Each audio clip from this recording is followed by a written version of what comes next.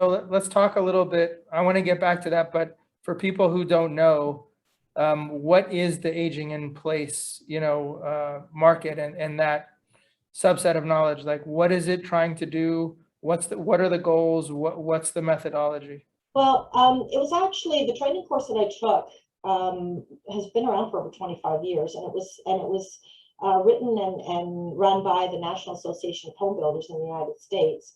Canada has just now are finalizing through the Canadian Home Builders Association adaptive home training program.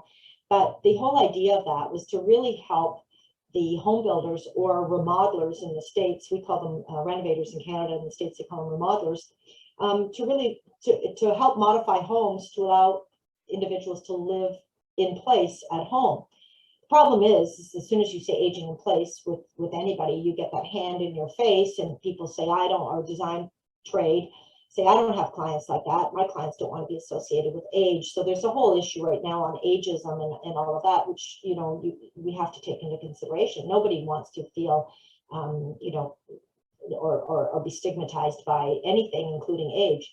So that originally started in the States. It was really designed to, or really there to help the remodelers with great information in terms of how to modify a home. So we were looking, or they were looking back, 25 years ago of how to create a zero threshold shower, and what goes in, and zero step entry and widening doorways. And so all of those principles very much had a lot to do with universal design, but maybe where universal design is kind of the widest range, this was targeted a little bit more at people with aging challenges. So we're looking at mobility, we're looking at your eyesight diminishing, so you're increasing your lighting, you're looking at the loss of balance or stability, you're looking at the floor as your gait is different or changes, as we might shuffle on the floor, and removing transitions and looking at different ways to create a safer environment, ultimately to reduce falls,